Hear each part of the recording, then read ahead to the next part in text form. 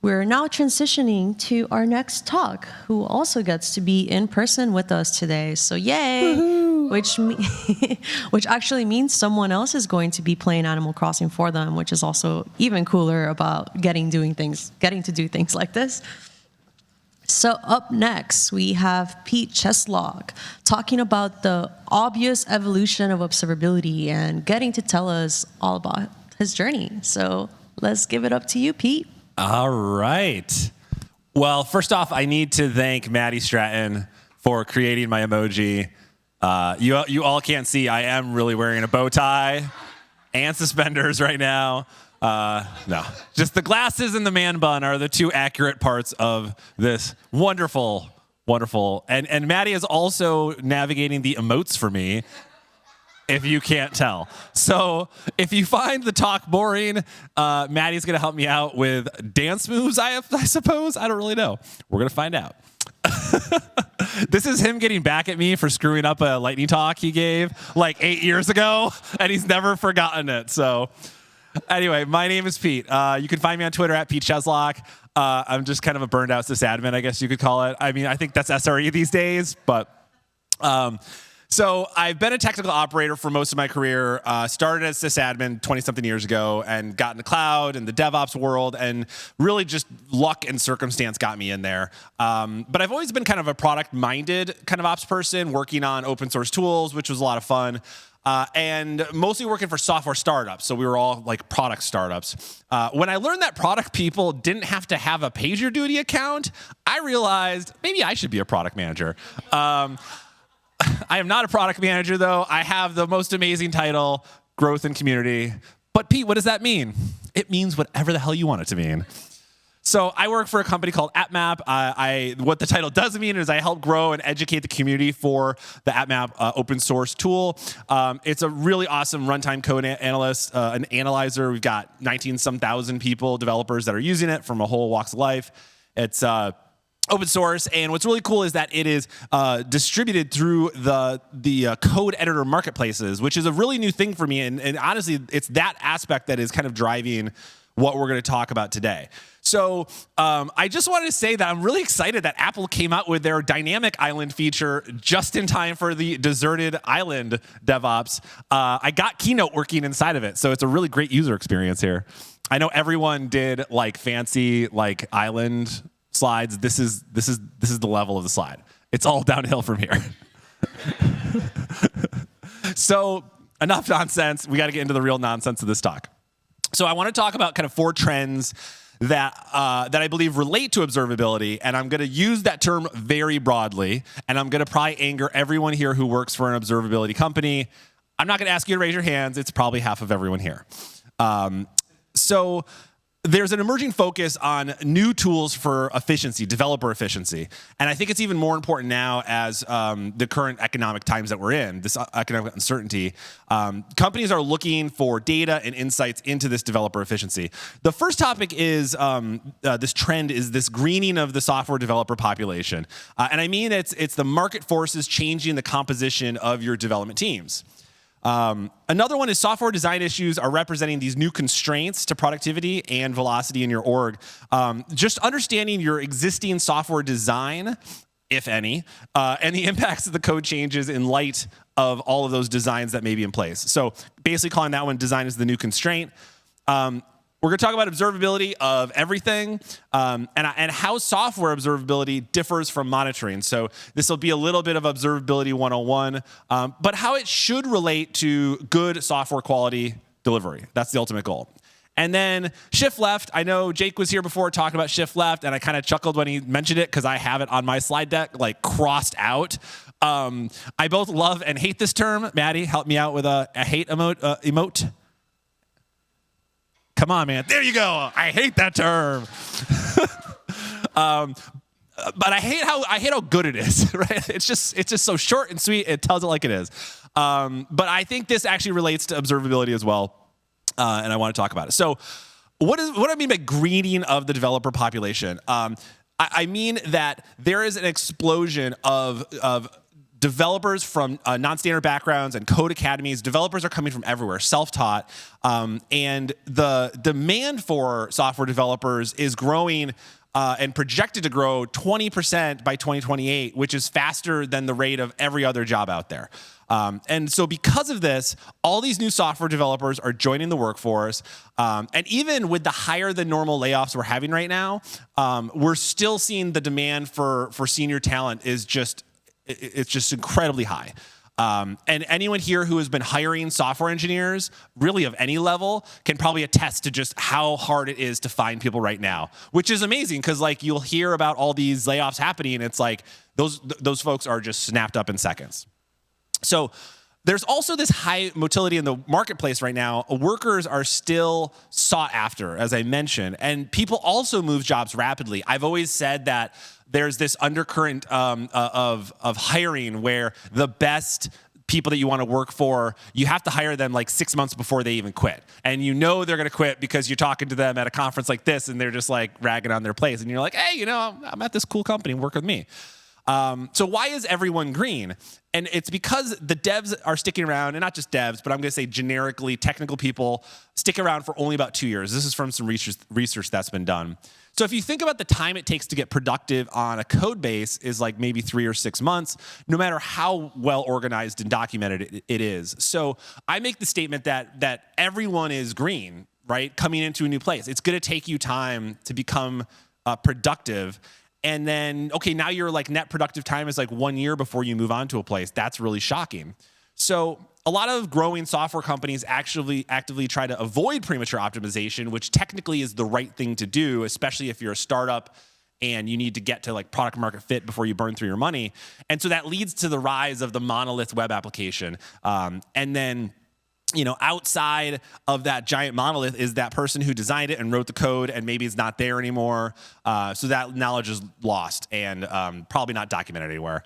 And what about turnover, though, too? Especially, again, now when it comes to the layoffs that are happening, like forced turnover to the effect on your software projects. So this net result is we have experienced but new and inexperienced but new developers coming into code bases they just don't understand.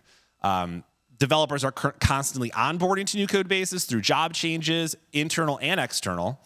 And they're reboarding onto work because maybe work focus and priority changes. So someone has to work on that piece of code that no one's touched in like the last 3 years. And the person who wrote it isn't there, and the person who last touched it isn't there. And so this is the strongest argument for observability. And I love this quote. We're shipping code we don't understand to systems we never understood. The part that I'm going to focus on is the code we don't understand we're shipping, right? These projects normally are high complexity, maybe large monoliths, and or also low on documentation. So also onboarding isn't like a point in time. You're not like magically onboarded to the thing. It's a continuous process that you're just re-experienced over time. So is this a real business problem, though, that's worth our time and energy to solve? So design flaws are impacting performance of software and scalability as well. So there's things like N+1 SQL queries where you open a web browser and you run 15 SQL queries when you really should have just ran one. Circular dependencies and other design problems.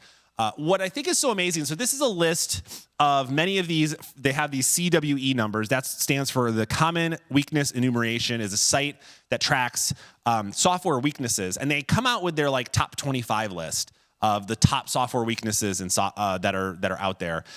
In previous years, it had been things that traditionally have been found with static code analysis.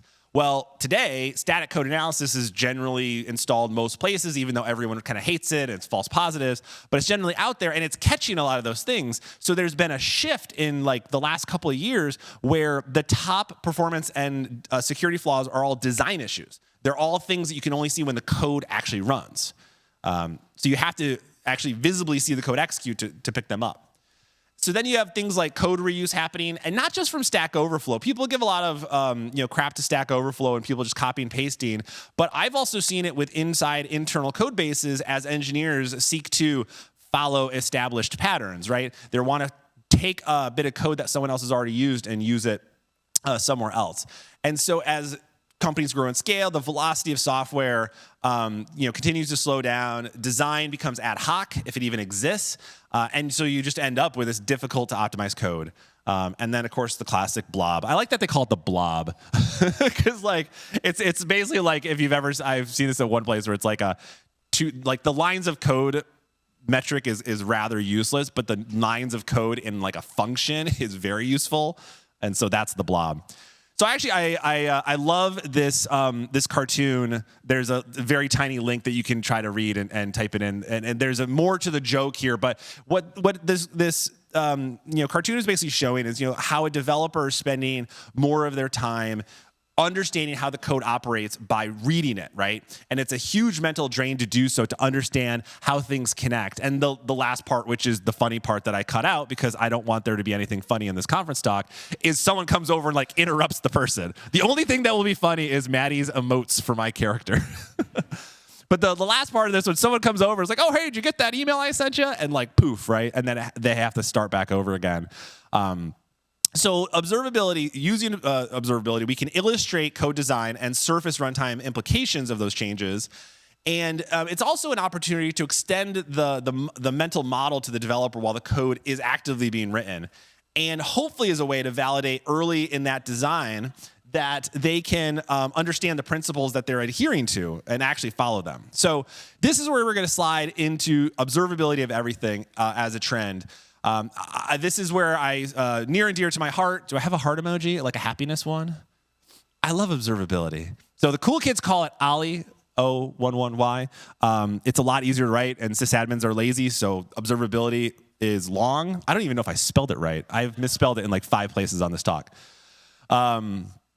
So what is the difference between observability and monitoring? And the thing that will probably anger people is like, is there even a difference? Is this just marketing, carefully crafted buzzwords? It actually has a real meaning. Like there's a Wikipedia page for observability, and the super tiny summary of this, it's a measure of how well the internal state of a system can be inferred from knowledge of its external outputs. So if the idea of observability is to see those external outputs, to add telemetry, tracing, whatever to your application, then then we are doing observability, right? So, of course, it's not observability talk without a Charity Majors quote from Honeycomb. You get 2 of them in this one, but it's just too good. I love this one.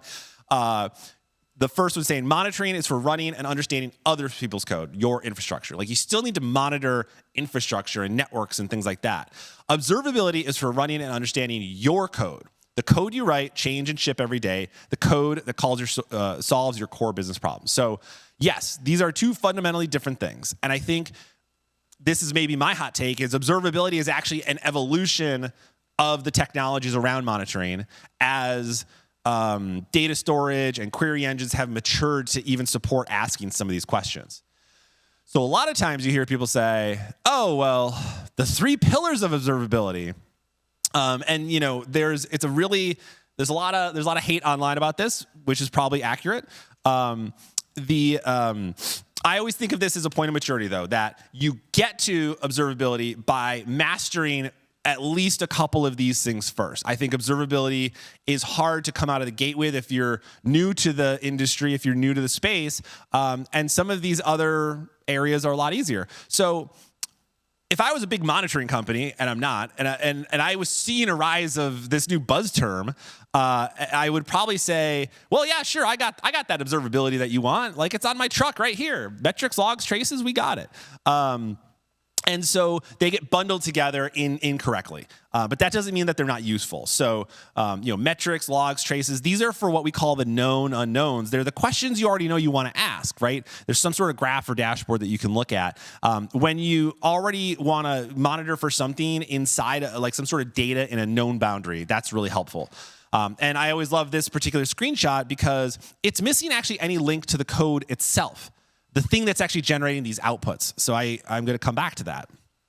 So you're saying, okay, I work in an enterprise. Can I just buy my way out of this problem? You sure can. Don't say anything online about that, though, or you'll have every observability vendor sliding into your DMs. So this is a screenshot from earlier this year of monitoring companies in the CNCF. It was like 6 months ago. There's probably 30 more on here that I haven't updated it.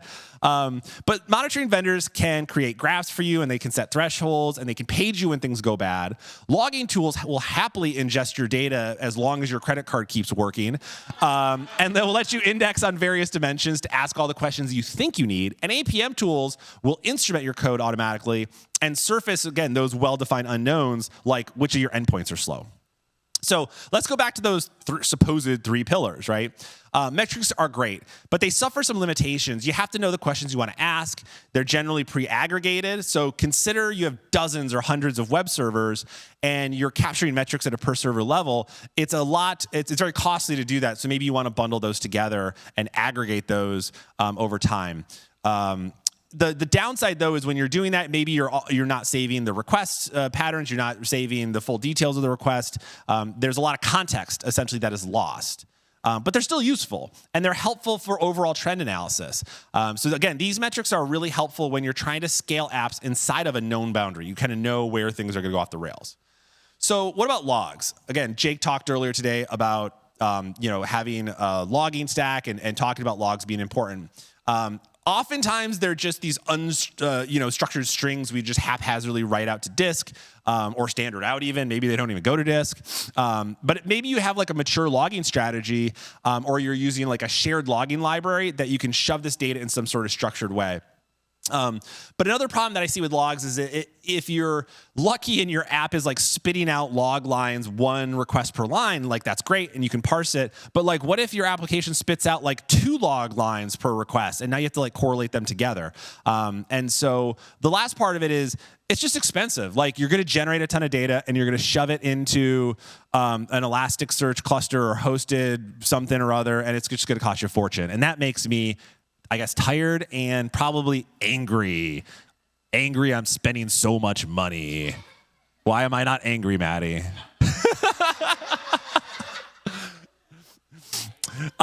So traces is. There we go. We got it. There's Angry Pete. So tracing, I look at as like, this is when you're really making the shift towards something that you would consider to be more observability. And what traces are great for is visualizing requests by time, helpful for understanding complex requests. And I think with the explosion of serverless, microservices, Kubernetes, traces are really the only way to understand like where things actually fail across, how to break down those cross-system requests. And the good thing about traces, they're very close to the code. But then the bad side of traces is that there's often a high cost of engineering to actually add those into your code bases, especially on older monolithic ones. And then you have, again, in the Kubernetes world, there's people here who actually know things about Kubernetes. You should talk to them or listen to their talks later. But there are tools that help you visualize and get observability around your like Istio service mesh. And again, this kind of common node graphing you'll see as part of microservices in Kubernetes. So if we move beyond these buzzwords, you can see there really is these two terms service different areas. So I like to say that this is, monitoring is what will tell you when you need to scale your systems, but observability will help you understand how your code design needs to change. And that's where I'm coming back to on the code design.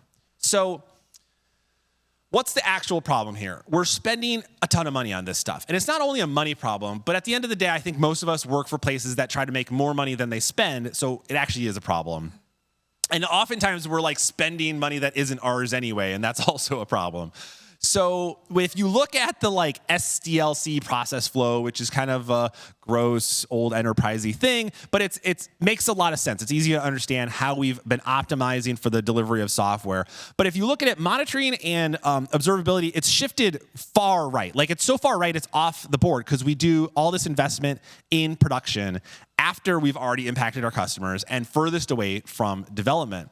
And there's reason for this. There's a lack of parity between dev and prod environments, but not all problems are only evident in a production system. So my current default position is that ops and SRE teams, they're essentially getting the burden of these design issues and pushing that burden into their observability tooling, but those teams are at the opposite end of the delivery lifecycle. And so the only way to get more insight into why applications are failing is to push more and more metrics and data into your tools to get an answer and continue just, again, growing your spend for maybe not a lot of value. So that leads us to this final trend, shifting left, which I hate this term. I hate it, Maddie. Show me the hate. Yeah. We'll work on the cues. It's so perfect, but it's just so overused, really. Especially in the security world. That's kind of where it came from, the idea that you would shift security monitoring earlier in the delivery lifecycle, like to your CI systems and earlier. And the other part of shifting left that I always kind of like cringe at is that, you know, we're shifting work left, but eventually, like, there's a person that's standing to the left of everything else who's going to be the last one in that chain that we're going to keep pushing this down to. I don't think we're there yet, but it's going to happen. But I think, again, it's a perfect descriptor of what we're talking about. So on the flip side, the operational burden, right, that's shifted right. Apps are slow. Ops teams, go add some more telemetry. Broken code's deployed. SREs, you get paged to fix it. New design flaws introduced. QA should have has some more tests, right? So we have all these things again are pushed to the right. They're pushed away from the code. So I was having some fun with DALL-E and never ask it to, like, I don't know, write words, because it's just a horror show of, like, I don't know why it spells code that way, but it's like code with dots. It's like an iMessage. But it did make a great little, like, cartoon of, like, just this sad, like, wombat person. But after all of that, we kind of wonder, why do engineers push back so hard on not wanting to be on call? It's because they're so far away from the code and the context to actually be useful. There's nothing worse than getting a stack trace and being like, go figure this out. Like, I don't know what this is. Or my personal favorite is, hey, the SQL query is slow, or this page is slow. And you're looking at a SQL query and you're just like, I don't know where this query comes from. It's easier instead, just make the database bigger. That's what we do. And that's what everyone does in the end. So I kind of had this thought the other day that, you know, we spend a lot of money on fire monitoring, so it's no wonder we need more firefighters. Like, the number of people that I talk to who are like, we need some SREs, like, so bad. Like, our app is falling over all over the place. We need so many more SREs. We're getting paged all the time. Our monitors are alerting us all the time. It's like, yeah, you probably do need some more SREs, but then you also need to, like, go back maybe to that dirty word called prevention on your code design to actually improve why those outages and slowdowns are happening. You know, you'll see this flow where an SRE team sees a slowdown happening. Developers may not even have access to production telemetry. You might get a ticket created or a Slack channel created. Then devs are now trying to make a connection between the observability data and then the code paths and the stack traces. And it could take hours or days to load in all of this code context in their head so they actually can make an effective change. So then they push that change out and, like, did it work? Oh, it worked? Great. Or, oh, no, it didn't work. And then you have to consume this whole feedback loop all over again. So what I think is we have to shift this mental context to the left, right? The developer is reading and writing code. Their mental context is only minutes old. Like, it's all still paged into their head. That context is like how the code connects, how it works. By the time the code hits pre-production, that code context could be like hours away. It has to go through a dev review. It has to go through CI/CD, and maybe that's slow. The developer has gone and grabbed a coffee. A lot of that context starts going away. But by the time the code hits production, which could be days or weeks, as much as we want to talk about, oh, we deploy 10 times a day, like, there's still a lot of businesses that take a while to deploy code out to production. The developers moved on to a new task and now really has no memory of how that works anymore, or a much more limited memory. So coming back to this code all over again, guess what? You're a green engineer, just like all of the other green engineers onboarding again. So security tools proved that you can shift left and that model works. But security only just started this process, and they stopped in large part at the CI and CD system. So I'm saying we got to go further. So what if we go all the way to code creation? So this is probably one of the most fascinating things I've learned in recent years, is the explosion of the developer IDE tooling ecosystem, VS Code and JetBrains ecosystems. This is what I'm calling the new single pane of glass. For anyone that's worked at a software SaaS company, you have probably been in a room where they've said, we're going to be this next single pane of glass for the developers, right? That line has definitely been uttered. And it's like, I've got 12 single panes of glass, and you're going to be number 13. I know where you're going to sit. Like, that is always what happens. But we have this world that's happening. Developers are now living entirely in their code editors. There's a wide, vast variety of plugins. We've got tools, especially in the security world, tools like Sneak, SonarQube, Brakeman, these static analyzers. They have IDE integrations that will surface the problems right alongside the code. And that helps the engineer not have to context switch out of there. I've even heard of developers pulling Slack messages into VS Code so they don't have to context switch away. Then you have the advent of dev containers and GitHub code spaces. You can launch an entire project with a fully functioning IDE in your web browser. So now the barrier to onboarding has dropped dramatically. You can have a fully functional Docker machine set up. It can run all the backend services you need to actually run that code and understand what's happening. It's really like a truly amazing experience. This was another, my thing kind of cut there, but open a project in VS Code, which is what I'm doing on the left. And I go to github.com and the place where my little sample Rails project is. If you just change the .com to a .dev, you get the same VS Code experience in your web browser with all the same extensions installed and access to code spaces and dev containers. So the thing on the right, I could run from my iPad if I wanted to, or I could just take a new engineer and onboard them with the entire tool set they need to be functional. It's all in your browser. I mean, it's amazing how far it's come. So I think as technologists, we really should be choosing tools that give the teams access to the data where they need it. I think a lot of times operations, myself being one of them, like to buy the new fancy whatever thing that only I have access to, and no one else gets access to it because it's too hard for you to understand. But that's the wrong model, because then I end up being the single point of failure for the monitoring stack. So we should choose processes that speed up these feedback loops. Take the whole feedback loop, that is the whole visualizing and seeing how code runs, and push it closer into the code editor for people to understand. This is, again, the developer single pane of glass. So when we think shift left, start shifting even further left. Don't stop at the CI system because it's not far enough. We have to push all the tools down to the code editor and put it right into the hands of those engineers. The CI systems, they're oftentimes getting slow. Maybe there's too many tools, too many additional things to add on. Ops has all the tools in the world to monitor production things, but missing that unknown, that's where this rise of modern observability has come around. Doing things like event-based monitoring, finding the needle in the haystack. Whenever people are like, I don't like logs, I'm like, well, maybe you should just log out a structured JSON data that you can query at a later time. That is kind of just doing a pure, event-based monitoring with the full stack in there or something. So developers are already doing, they know this model. They have linting already in their systems. They're running tests locally. They're running Docker machine to run their code. And so because all that's already there, let's attach some of those insights right to those developers.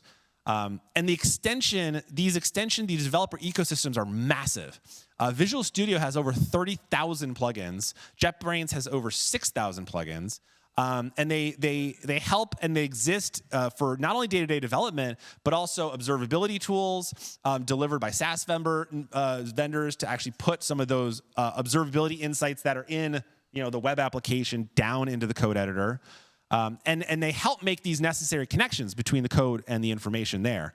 But they're massive, but they're still in their infancy. I feel like it's still really new. So we're all still focused on these same KPIs. You have either your own internal SLOs, you've got your OKRs, maybe you follow the DORA metrics. The goal is to just, at the end of the day, deliver the highest quality software to your customers. So shifting left, as terrible of a term as I think it isn't just for security, and it shouldn't stop at CI. It's still too far away. That mental context there is still too old. If you keep shifting left, if you can bring as much data down to the developer where they're working, then they're going to be a lot more effective to continue shipping software, hopefully quality software that then lowers the burden for all the SREs on the other side of the world. That's all I have. I have a wave emoji, right? We're both wave emoji. And come on, Maddie, give me my wave. Yeah, Oh, we good did job, it. Matt. We did it, everyone. Awesome. Thanks so much. Thank you, Pete. That was great. And Maddie. Oh, yeah. And Maddie. Maddie gets a special round of applause. Mostly there. Pete, though. Mostly Pete, because, Pete's the one up here talking. Matt's just missing cues to press buttons. Like I said, even if the conference talk is terrible, Maddie is having fun with the emotes. Hopefully, folks got to learn a little bit more about Animal Crossing and Pete's dance moves, but also just overall on like the evolution of observability and why we are not doing monitoring, or hoping more companies post monitoring. We've entered a post-monitoring state. Yeah. Also, love that part of like always just taking a drag on logs, because if you've had to do anything with logs ever in your life, you know that you just want to rip your eyes out most of the time. So Yeah. respect there.